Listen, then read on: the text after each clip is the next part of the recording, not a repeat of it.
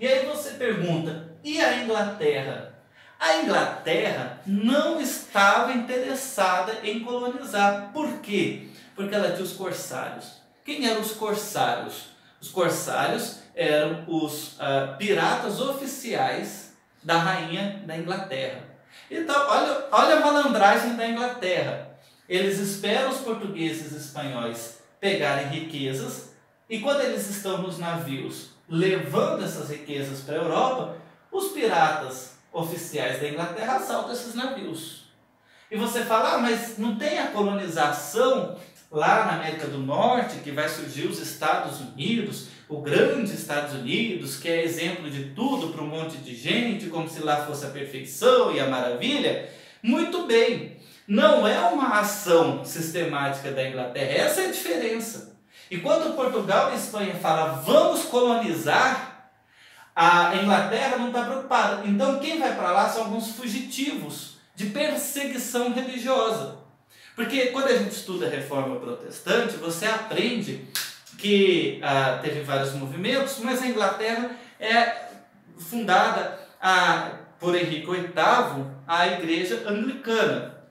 E você tem um grupo descontente que dizia que tinha que ir além, que tinha que adotar a reforma por inteiro. Então a filha do Henrique VIII, a Rainha Elizabeth, que assume a Inglaterra depois, ela tem uma ideia genial, tipicamente ideia de político, ou seja, eu vou agradar todo mundo.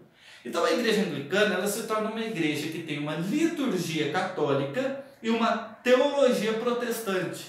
Então quando aquele burguês que quer ganhar dinheiro, ele vai para a Igreja Anglicana, ele descobre que agora a teologia está de acordo com ele. Ele fala, gostei, é essa teologia que eu quero.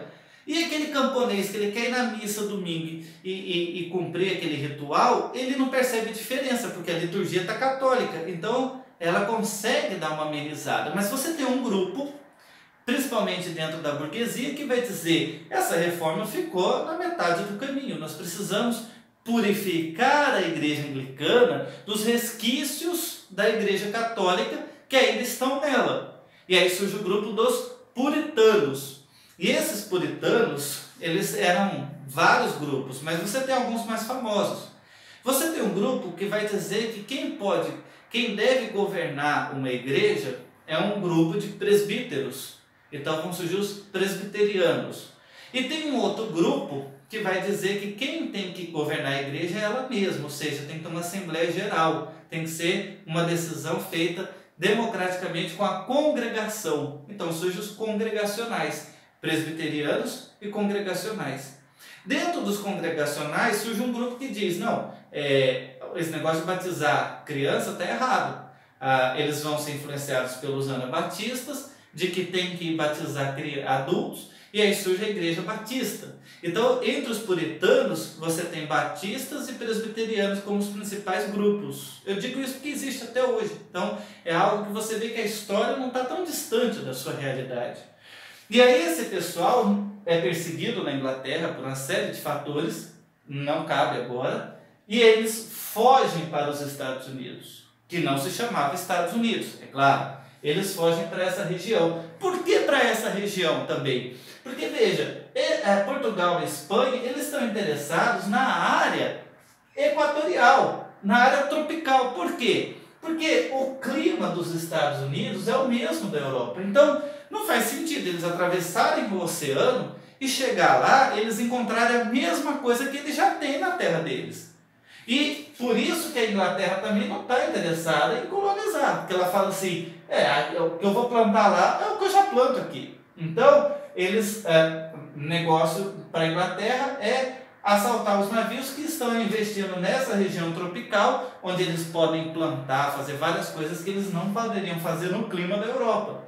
E é interessante que esses puritanos, quando eles fogem, eles fundam 13 colônias, que são 13 estados atualmente, e cada um é de um grupo puritano. Só que vão até católicos para lá. Por isso que você tem o estado de Maryland, terra de Maria. É a colônia dos católicos. Você tem a Pensilvânia, que recebeu esse nome por causa de William Penn, que era um puritano Quaker. Você vai ter várias, Massachusetts, que era uma colônia principalmente de presbiterianos. e por aí vai, né? Tanto é que é fundada, a Harvard era uma escola dominical de uma igreja presbiteriana. Muito bem, quando eles vão, eles têm uma ideia na cabeça, esses puritanos. Eles entendem o seguinte: assim como lá na Bíblia tem a história de Moisés e do povo hebreu, que Deus tirou da escravidão no Egito, eles atravessaram o deserto e Deus deu uma nova terra para eles, que é a terra prometida, que é a terra de Canaã,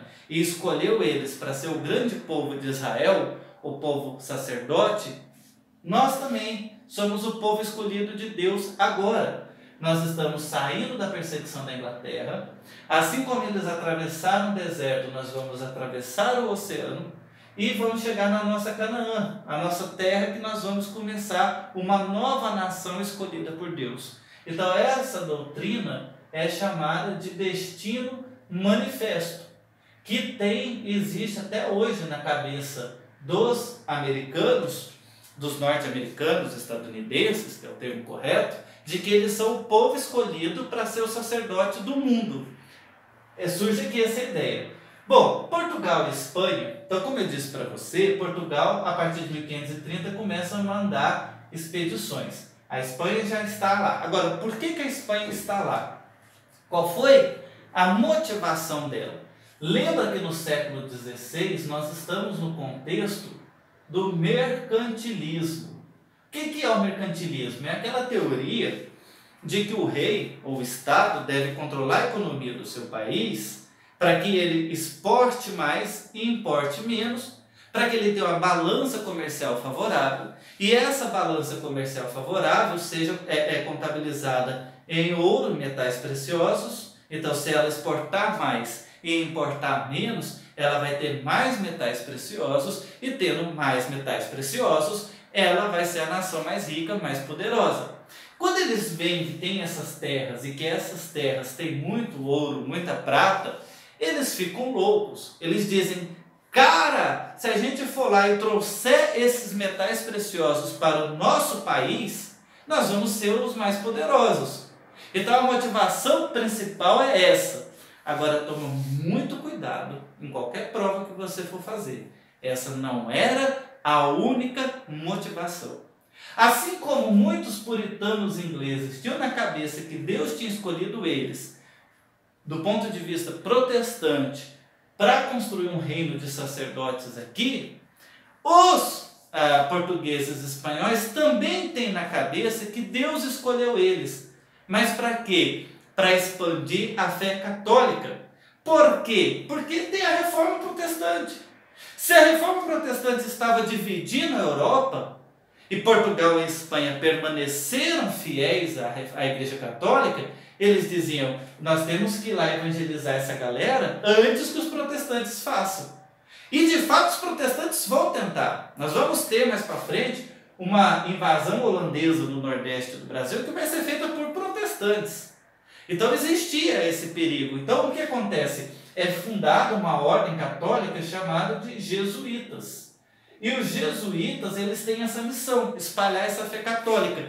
Então eles vêm para cá. Veja, então a colonização, ela não é só visando lucro, não é só visando explorar as terras, ela também tem essa ideia: nós precisamos levar a fé católica. É por isso que vai vir, por exemplo, o padre Manuel da Nóbrega, o padre Anchieta, que vai colonizar, vai fundar a cidade de São Paulo. Você tem também, aqui na América, a figura do Bartolomeu de Las Casas. Ele não era jesuíta, mas também está dentro dessa ideia de catequização católica, e que ele vai fazer também várias defesas, porque esses jesuítas e outros católicos que vêm para cá, outras ordens, eles têm na cabeça também a proteção dos índios. É por isso também que os portugueses não vão conseguir escravizar os índios. Em parte porque quando eles tentam escravizar os índios conhecem o território e fogem. Mas em parte também porque os jesuítas protegem, porque os jesuítas criam aqui também as famosas reduções, as missões, que tem um filmaço que você precisa assistir, que se chama A Missão, que conta um pouquinho dessa história. Aliás, tudo isso que eu estou falando, tem vários filmes maravilhosos para você assistir. 1492, por exemplo, é o filme que conta a história da viagem do Colombo. Agora, veja, quando eles vão fazer essa investida, você tem pessoas vivendo aqui, claro. Você tem, basicamente, você tem vários povos aqui na América do Norte. O mais famoso são os Apaches, que você conhece dos desenhos animados do Pica-Pau, do Pernalonga. Aliás, esses desenhos são ótimos para aprender história. Muitos se passam contextualizados em eventos históricos da história dos Estados Unidos. E depois eu vou gravar vídeos explicando isso também. E aí você tem, aqui nessa região, onde hoje é o Peru, você tem o Império Inca. Aqui, nessa região da Península de Yucatán, onde hoje fica a querida cidade de Cancún, que os casais querem passar a lua de mel, ela era praticamente ocupada principalmente pelos maias. E aqui, onde hoje é a capital do México, você tinha os astecas. Bom, o que vai acontecer? Nós temos um fundador